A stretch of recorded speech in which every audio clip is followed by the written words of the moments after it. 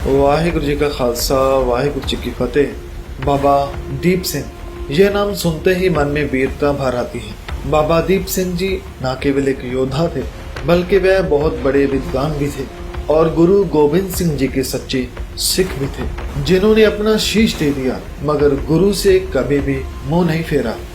तो आज हम उनके जीवन में से 20 बातें मिलकर जानेंगे, जिसमें हमें थोड़ा सा उनके जीवन के बारे में पता चलेगा।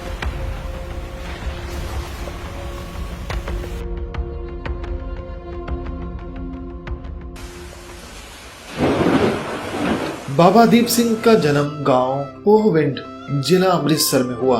इनके माता पिताजी श्री गुरु गोविंद सिंह जी के बहुत ही प्यारे सिख थे। वह गुरु तेग बहादुर जी को भी मिले थे।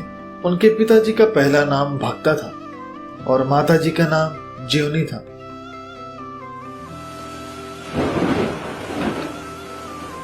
बाबा दीप सिंह जी का बचपन उनके गांव में ही बीता। बचपन से ही वह सेहत से जोशीले और बलवान थे।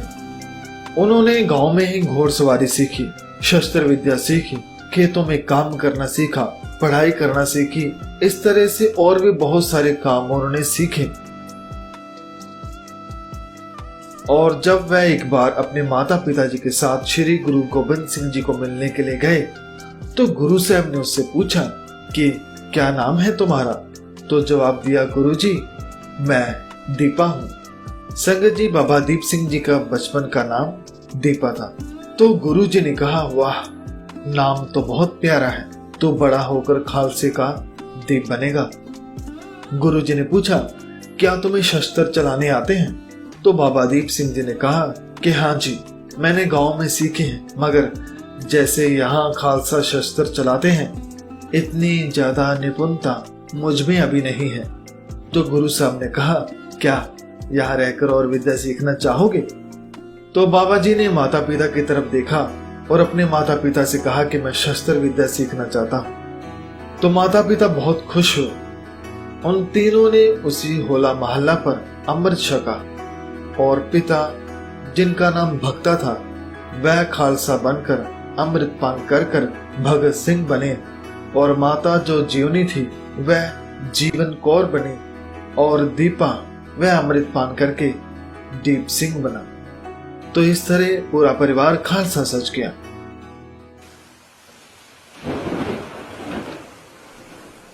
बाबा दीप सिंह जी ने आनंदपुर में रहकर गुरु के दर्शन करने का हर रोज उन्हें मौका भी मिलता था और वहां रहकर उन्होंने गुरबानी भी सीखी, सिखों से शस्त्र विद्या भी सीखी। कहते हैं बाबा दीप सिंह जी की लिखावट बहुत ही कमाल की थी।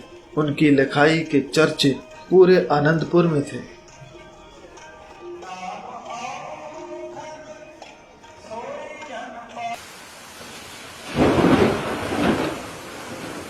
कुछ वक्त बाद उनके माता पिताजी दीप सिंह को लेने के लिए आए, तो अपने बेटे को देखकर वह बड़े खुश हुई। वह एक पूरा सिख सैनिक बन चुका था। उसके चेहरे का नूर बता रहा था कि इस पर गुरु की कितनी कृपा है। उनके माता पिताजी ने दीप सिंह को साथ ले जाने के लिए गुरुजी से आज्ञा मांगी। तो गुरुजी ने कहा, दीप सिंह, अभी तुम घर जाओ और जो कुछ यहाँ सीखा है उसे बाकी लोगों में भी पहुंचाओ। उन्हें भी गुरबानी और शस्त्र विद्या सिखाओ, ताकि वह भी अंदर से और बाहर से मजबूत हो सके। और हाँ, जब मैं बुलाऊं उस वक्त तुम चले आना। तो बाबा दीप सिंह जी गुरु का आदेश लेकर गांव में गए और जो गुरुजी ने कहा वैसा ही गांव में जाकर किया।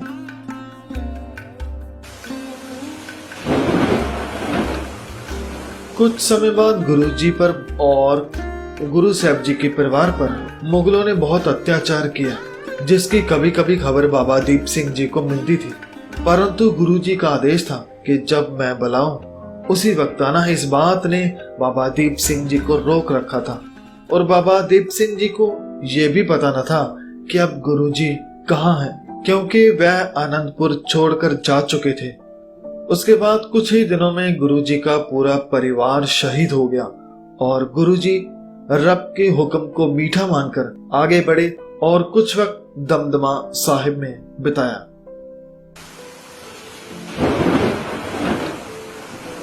दमदमा साहब में जब गुरु साहब कुछ वक्त रुके तो उन्होंने श्री गुरु ग्रंथ साहब जी को लिखने का काम आरंभ करने की सोची। तो उस वक्त उन्होंने बाबा दीप सिंह जी को बुलाया, जिनकी लिखावट बहुत ही सुंदर थी। बाबा दीप सिंह जी एक तरफ तो बहुत खुश थे कि गुरु जी ने मुझे बुलाया है, और दूसरी तरफ ये भी सोच रहे थे कि मैं गुरु के सामने क्या कहूँगा। उनके चारों पुत्र और माताजी शहीद हो गए हैं, कितने सिख शहीद हो गए हैं, मैं किस मुंह से उनके पास जाऊं। तो जब बाबा दीप सिंह जी वहां पहुंचे तो वह गुरु साहब को देखकर दंग रह गए। गुरु साहब जी का चेहरा जैसे आनंदपुर साहब में खिला हुआ रहता था, वैसा ही अब था।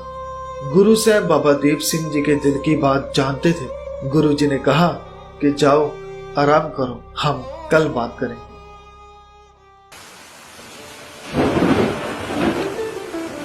अगले दिन गुरु साहब जी ने एक विशेष शामियाना लगवाया, कागज कलम सब कुछ मंगवाकर भाई मनी सिंह जी और बाबा दीप सिंह जी को पास में बिठाकर पूरा गुरु ग्रंथ साहब जी को लिखवाया और कहा कि दीप सिंह जी, आपने अभी यहीं इसी स्थान पर रुकना है, और जो ग्रंथ अब तैयार हुआ है उसके और भी उतारे करने हैं। यहाँ रहकर न केवल गुरबानी का प्रचार करना बल्कि सिखों को सिपाही बनने का हुनर भी सिखाना है।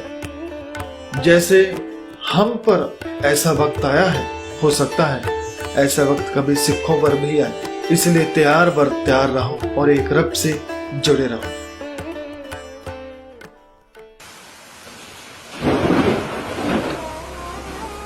कुछ दिनों के पश्चात गुरुजी हजूर साहब की ओर चल पड़े और बाबा दीप सिंह जी को इसी स्थान की सेवा करने के लिए रोक दिया। कुछ ही दिनों बाद बाबा दीप सिंह जी को गुरु साहब जी के जाने की खबर मिली। बाबा दीप सिंह जी ने कहा, ये कैसे हो सकता है? कुछ दिन पहले तो यहाँ से गए थे। तो एक सिख ने पूरी कहानी बताई कि क्या क्या हुआ, कैसे मुगलों ने धोखे से गुरु जी पर वार किया और कैसे गुरु जी श्री गुरु ग्रंथ साहब जी को गुरगद्दी देकर ज्योति ज्योत समा गए, और अब बाबा बंदा सिंह बहादुर को गुरु साहब ने पंजाब की तरफ भेजा है ताकि जुल्म का अंत किया जा सके। जब बाबा दीप सिंह जी को पता चला कि बाबा बंदा सिंह बहादुर पंजाब की ओर आ रहा है तो उन्होंने सभी सिख योद्धाओं को आदेश दिया कि जितना भी हो सके बाबा बंदा सिंह बहादुर का साथ दो। वो भी हमारी तरह गुरु के बताए मार्ग पर चलकर जालिमों से लड़ रहा है। तो बहुत से सिख बाबा बंदा सिंह बहादुर जी के साथ जुड़े और उनके साथ लड़े। कुछ दिनों बाद बाबा देव सिंह जी भी बाबा बंदा सिंह बहादुर जी के साथ मिले और मिलकर बहुत खुश हुए, और अब दोनों ने साथ में मिलकर जालिमों को सबक सिखाने की ठानी।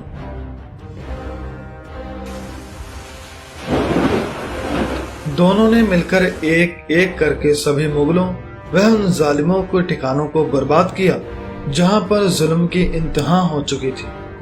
उन्हीं में से एक था समाना। वहां पर वो जल्लाद रहता था जिसने श्री गुरु तेग बहादुर जी के सिर को कलम किया था।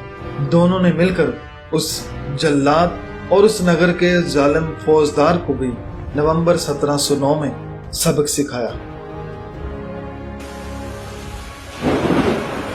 समाना के बाद बाबा बंदा सिंह और बाबा दीप सिंह जी ने ठस्का में, उसके बाद गुड़नाम में, फिर शाहाबाद, कुंजपुरा, मुस्तफाबाद और फिर कपूरी में पहुंचे, जहां पर एक शासक था जिसका नाम था कामुद्दीन। वो नगर की लड़कियों से गलत काम करता था। सिंघों ने उसके किले और उसे बर्बाद करके नगर में सच का प्रचार आरंभ किया और उस पापी को सजा दी।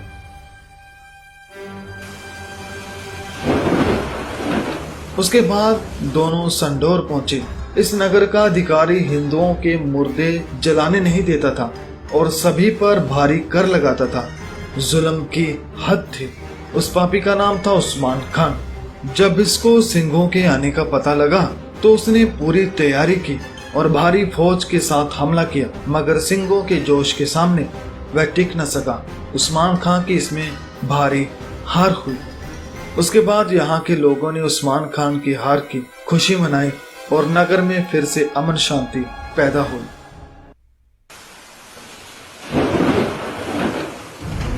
इसके बाद जहां छोटे साहिबजादों की शहीदी हुई, सरहंद उस नगर के अधिकारियों को, खास करके दीवान सुच्चानंद जिसने छोटे साहिबजादों को शहीद करवाने की अहम भूमिका निभाई, उसे उसके किए की और बाकी जालिमों को भी लड़ाई में हराया और पूरे शहर पर कब्जा करके गुरु साहब जी के साहिबजादों को श्रद्धांजलि अर्पण की।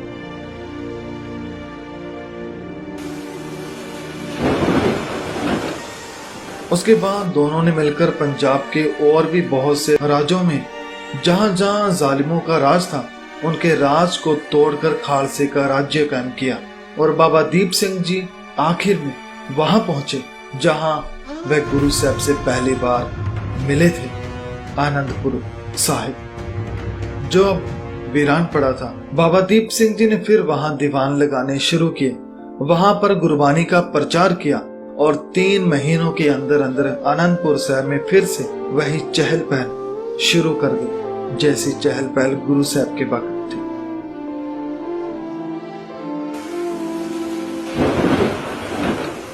जब बाबा बंदा सिंह बहादुर जी की शहीदी हुई तो मुगल फिर से पंजाब की ओर बढ़ने लगे और पहले से ज्यादा खतरनाक हुक्मरानों को पंजाब में भेजने लगे।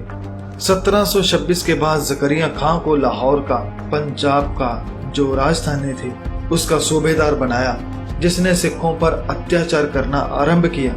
उसने फिर से जुल्म करने शुरू कर दिए।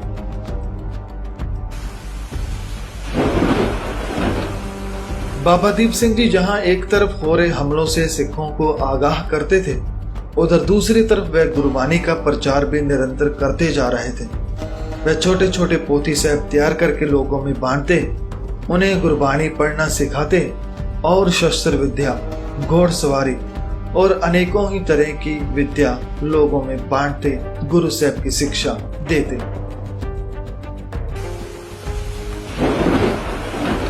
संगत जी, इसके बाद बहुत सारे साल बाबा दीप सिंह जी एक तरफ लोगों में गुरबानी का प्रचार कर रहे थे और साथ में उन सिखों का साथ भी दे रहे थे जो जालिमों के साथ लड़ रहे थे। और उन सारे जालिमों के साथ टक्कर लेते हुए भाई मनी सिंह, भाई तारू सिंह वाह जैसे अनेकों ही सिख शहीद हो गए।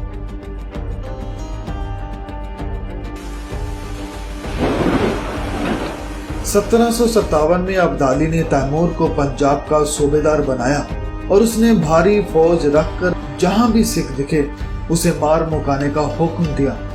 संगत जी, जालिम सच से डरता था, वह सिखों से डरता था कि कहीं फिर ये इकट्ठे होकर हम पर हावी न हो जाए और वह हमारे राज्य को खत्म न कर दें। तो इसके लिए वो डरते थे। तो इसकी खातिर उन्होंने भारी फौजों को पंजाब में रखकर तबाही मचानी शुरू। उसमें से जहान खान को आगे रखा और उसने श्री दरबार साहब पर हमला कर दिया और सरोवर को मट्टी से बंद कर दिया, दरबार साहब की बेअदबी की।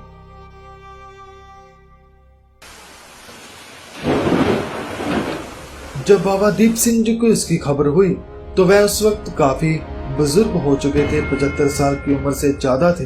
दीप सिंह जी ने कहा कि अब जालिमों ने हद कर दी है, अब उनको फिर से सबक सिखाने का वक्त आ गया है।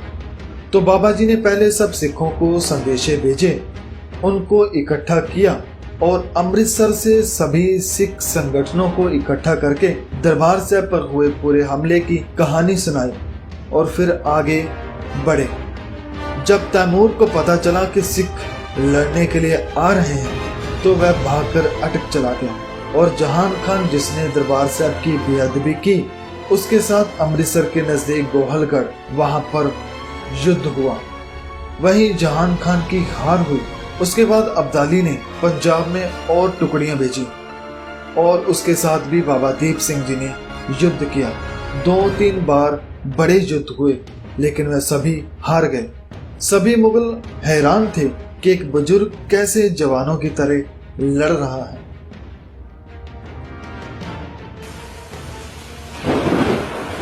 आखिरी जो युद्ध था वो दरबार साहब के पास ही हुआ था। वो युद्ध भी सिख जीत चुके थे, लेकिन आखिर में बाबा दीप सिंह जी का शीश जमाल खान के साथ लड़ते हुए कट गया और बाबा जी ने उसका शीश भी धड़ से अलग कर दिया। बाबा जी ने गुरु साहब का शुक्र किया कि आपने मुझे इस शहीदी के लिए चुना। बाबा दीप सिंह जी श्री दरबार साहब के सरोवर के पास पहुंचे और वहीं पर नमस्कार करके अपने शीश को गुरु के चरणों में रखा और प्राण दे दिए। तो संगत जी, ऐसा था बाबा दीप सिंह जी का जीवन। संगत जी, मैंने बहुत ही कम बताया है क्योंकि बाबा दीप सिंह जी का जीवन बहुत ही बड़ा है। उन्होंने बहुत ही बड़े बड़े कार्य किए हैं जो इस वीडियो में पूरे नहीं बताए जा सकते। उनकी सबसे बड़ी महानता है गुरु के प्रति प्रेम और गुरु के आदेश को मानना। आज उनके इतिहास को पढ़कर एक बात हमें जरूर समझ आती है कि चाहे कुछ भी हो जाए, गुरु जो कहे उसे हमें पूरे मन से मानना चाहिए। गुरु के बताए मार्ग पर ही चलना चाहिए क्योंकि उनकी शरण में रहना ही हर सिख का कर्तव्य है, जैसे बाबा दीप सिंह जी ने किया। और जुल्म के खिलाफ लड़ना ये भी हर सिख का धर्म है। बाबा दीप सिंह जी न केवल एक योद्धा थे बल्कि एक उच्च विद्वान, महान लिखारी, महान नायक थे। उनको जितना भी नमन किया जाए उतना ही कम है। तो एक बार फिर मैं बाबा दीप सिंह जी के चरणों को नमस्कार करता हूँ, जिन्होंने हमें जीवन की सही राह दिखाई, हक सच के लिए लड़ना सिखाया और गुरु से प्रेम करना भी सिखाया। धन्यवाद। वाहिगुरु जी का खालसा, वाहिगुरु जी की फतेह।